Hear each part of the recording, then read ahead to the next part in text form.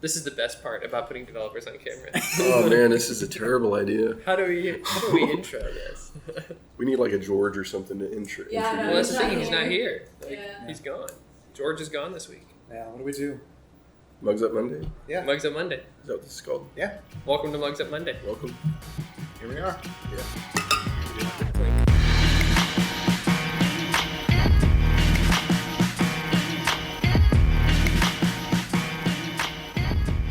I'm Derek Vindes, one of the many developers here. Yeah. Crema.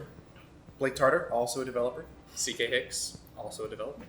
Yeah. So George isn't here with us this week, but we're gonna talk about React 17 and maybe some CSS and JS and see what else we get to. Yeah. React 17 is on the horizon. I don't think they've had an official release date, have they? No, they're still trying to figure out what's going to make it in, what's not going to make it in.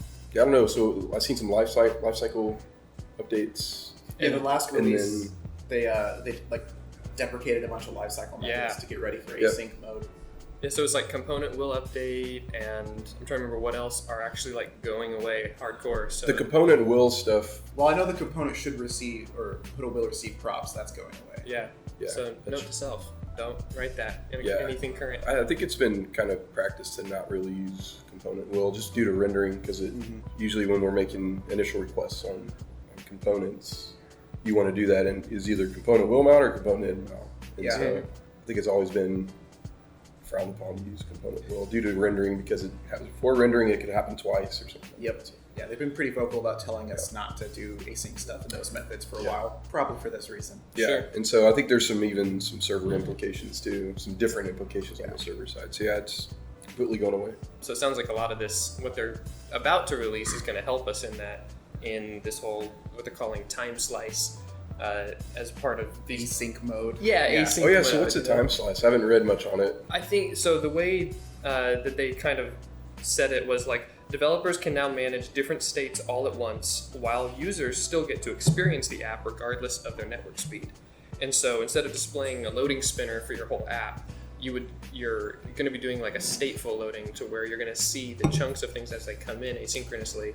But then when it has to do a re-render, it's going to be based on the state of that individual piece, not the state of the entire component. That's the coolest thing I saw so far, was like, oh, just this one little section can just sit there and update, and that's not going to affect the rest of my life cycle. Yeah, I think another cool concept is a high priority updates and low priority updates. Yeah. It's like a user typing into an input in a form. That's a high priority update. If that's slow, the whole thing feels slow.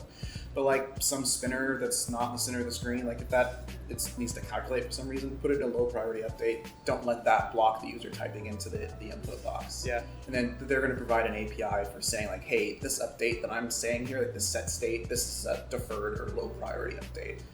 Basically, you're saying like, wait for all the high priority stuff to render or reconcile or whatever, and then do my thing after that. I know when Gmail came out, they had a rule that like everything should happen within 100 milliseconds of that was the desire to get to. So it felt snappy no matter what, because after that, the human reaction time is like 200 milliseconds. And so you start to notice things around that 100 millisecond mark. And so it'll be fun to see, even within our own apps, can we kind of challenge ourselves to get to a point of like, maybe not as a benchmark, but where you're doing something, you're like, okay, well, what could we do? Is this a high priority update where we need to make the user wait? Or is it something we could defer until something else has happened, so they feel like it's still snappy, and then things are kind of just shuffling in as they're needed, that aren't dependent on their main interaction.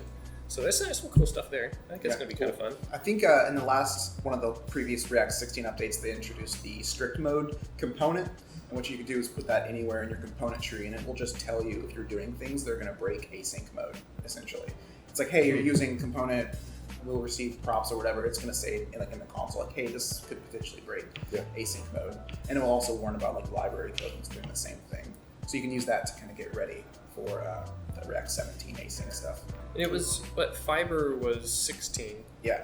And so that kind of started this new initiative for some of these larger things, where they're starting to look at the similarities between React and React Native, and rethinking lifecycle and stuff like that. So it's cool to me, coming from like jQuery land, where you're so concerned about the repaints in the browser because it's an expensive thing when you're doing it for updates for the user. And so thinking about how they're making these lifecycle updates, but also kind of like quality of life updates for people using the app, to show as much pertinent information and important stuff as possible, and then let those smaller pieces update kind of as they will, is really cool for me as I'm learning more and more about React over time. Yeah. Because I'm still relatively new to this ecosystem, and so it's cool to see this stuff. Like, they're thinking about this before we get to a point of like, oh, my app is updating way too much, and like the user's getting confused because stuff's shuffling in, and so that's really cool to see.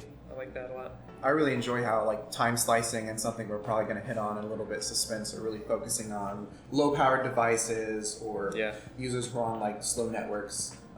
The ability to say like, actually, this isn't important. Like, don't waste their CPU right now on this, or hey, don't load this thing right now. It's not important. That's really important for a library to enable that. Yeah. You think about like from a network perspective, because one of the things they were talking about within the suspense API that's coming is, if you're in a fast connection, you have time to load the entire data set and then just display the app to the user. Whereas if you're on a slow network, you want to be able to view things that are most important to you without it feeling like there's that delay. But then you also need to be able to track those things, because we have to be able to help determine what those things are. And so being able to put in, what they're kind of like showing as like this async mode, but then being able to help prioritize that is, I think, going to be a really fun thing for us to start thinking about from the user perspective. Just like we think about the way we want them to use our app, but much more now about how it's actually going to load and appear to them. Cool. Should we talk a little about what suspense actually is? Sure. Yeah. So I think, to be wrong, but at a very high level, it's just the ability to pause your render method and then resolve that whenever you need to. You've got the data you've wanted, or you've done the computation that could take a while, and then you pick up where you left off. And the ability to say, like, actually, don't show the spinner the first 200 milliseconds because the user can't actually tell. But then if it's taking too long, show them some loading state or something like that. Will there be API for these sorts of things, or is this all sort of non-transparent? Like, do you really want to? You'll know it because you'll have to throw a promise in the render method when you want to pause. Okay. And that's kind of weird. There's some talk about throwing promises and how that's wrong, but in reality, it's just the way to like suspend the control flow of your render method, and throwing is the easiest way, and obviously a promise is the best way to signify done or failed or whatever. And that's cool too to think about, in just again keeping it accessible to people who are building. If it's something like, apparently I'm supposed to take a drink, sorry. But being able to, like, we all understand promises, and so that's something that if we can use this mechanic that we're used to, but then have it doing something at a much higher level now. They said there's going to be kind of like a high and a low level API for this stuff, and so being able to do something that we all understand, but then have it drastically affect what the user is going to go through is just a really cool thing too. Again, it's the thought behind it. Yeah.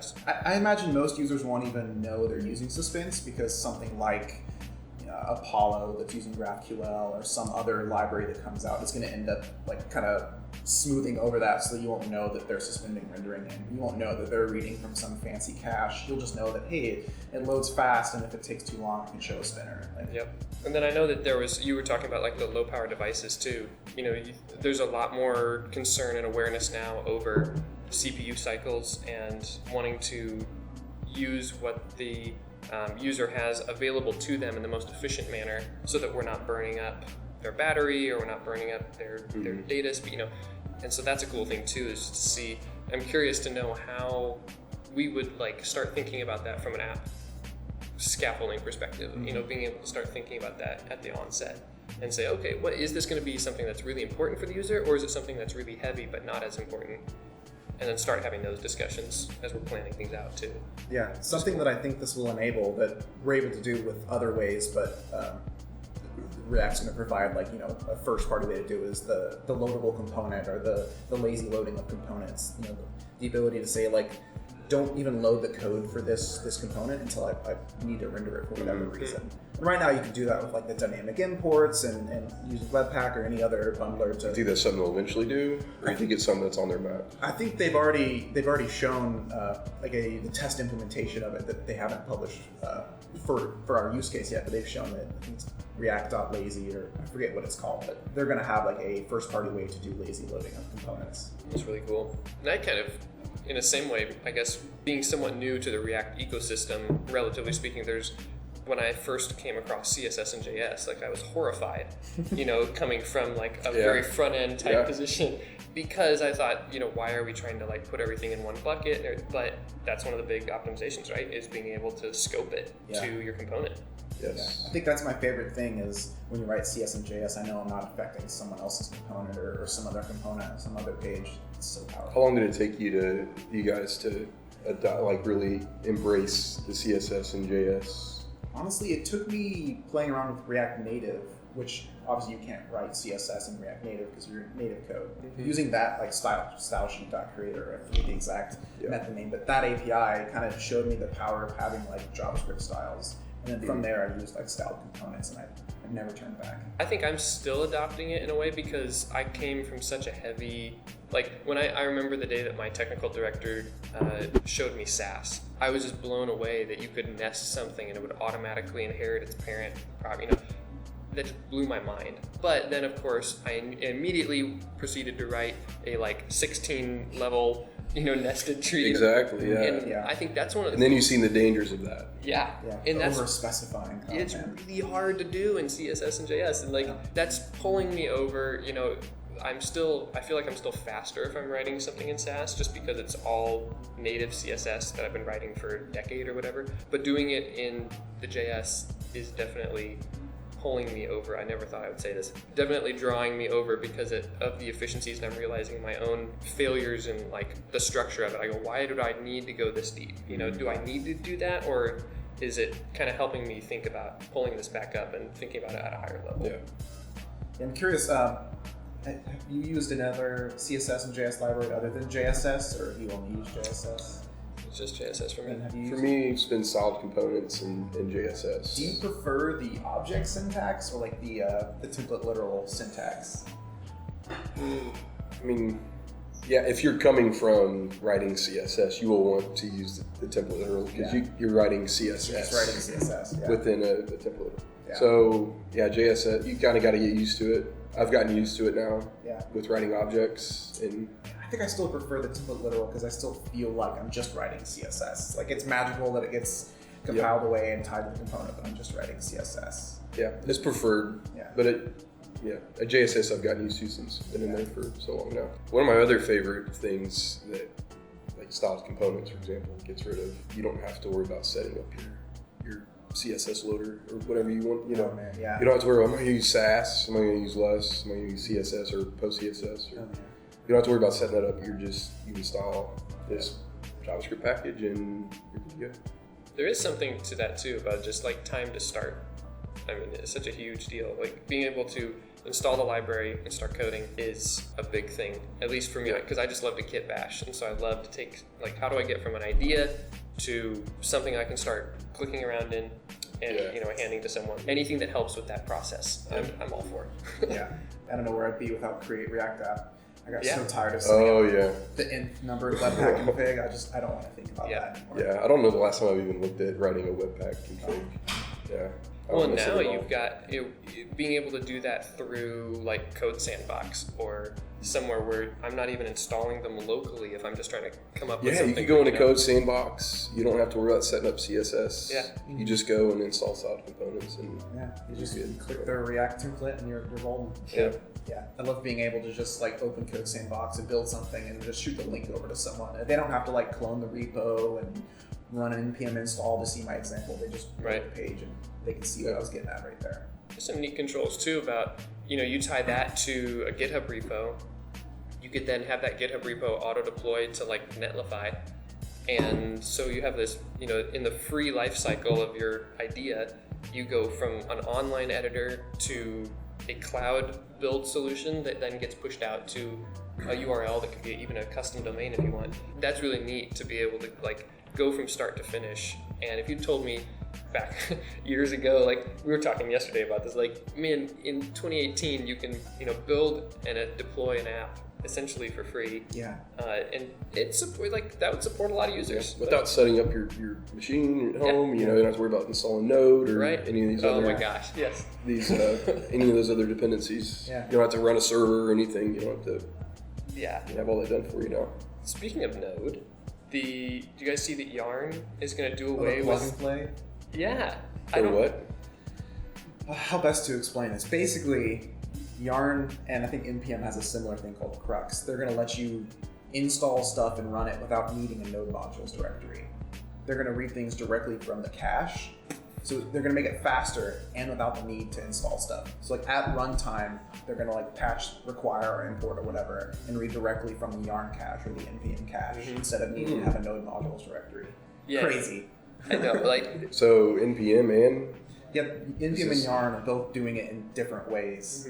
As they do. Who still uses Yarn? You guys still use Yarn? I use Yarn in some projects. I think nowadays I've just stuck to NPM unless the project was already using Yarn. Well, I remember when first stumbling across Yarn, it was pretty innovative, like thinking about, because you have, so many projects where you're using NPM and you're reinstalling, especially if you're doing like slightly different versions with the same starter framework, and you're just over and over and over. And so then when Yarn came along, they're like, well, what if we could globalize some of this and you could just pull from those things? I was like, oh, that's really cool. That'll save a lot of time and everything. But thinking this route is now it's like, it's almost like a code splitting sort of, I guess, kind of, for your packages, which is like totally wild. But hey, we'll see how it plays out. Yeah. I haven't even tried it yet. I don't know if you can try it yet. Yeah, I'm not sure. I just saw that come through one of the newsletters or something the other day, and it's like, how are they going to do this? It's like telling me we're going to the moon, There's so much stuff coming out nowadays. It's really hard to keep track of all the new frameworks or new features or whatever. Do you guys do you get weekly newsletters or anything, or? I stopped looking at them. I used to get them. Yeah, it's too much. Yeah, I seen a talk. This was years ago at the University of Illinois. Chris Coyer was there, gave a talk, and it kind of stuck with me. He said you could just don't worry about anything for a year. I don't know if it's hypothetically or if it was if something he practiced, but it's like don't buy into anything for a year, and then you could take a week or two at the end of that year, and you could probably catch up and figure out what kind of made it through, all the different use cases and testing, whether it's libraries, certain technologies. Really he said you should be able to catch up within that week. I have such a hard time doing that. I know, yeah. Following this developer news is like addicting almost. It's like, what new framework or library is out there now? What's Dan Habermas doing now? Right. Maybe I'm just getting old. No, I'm done. There's something interesting about that though, because I like hearing from you. I'd rather hear from you guys and the stuff that makes it through. But it's cool to, especially if you were starting out, and there's just so much to take in. So unless you've vetted some of the sources to find the ones you really like, I could see something like that. It's almost like your own version of an aggregator. But then, you sit and talk to people. Like, always the best to sit around at lunch. That's how I like hearing from other people now, and hearing people talk about it, their use cases. That's much more context than seeing something in a newsletter. I thought developers didn't talk to people. That's what I've been told.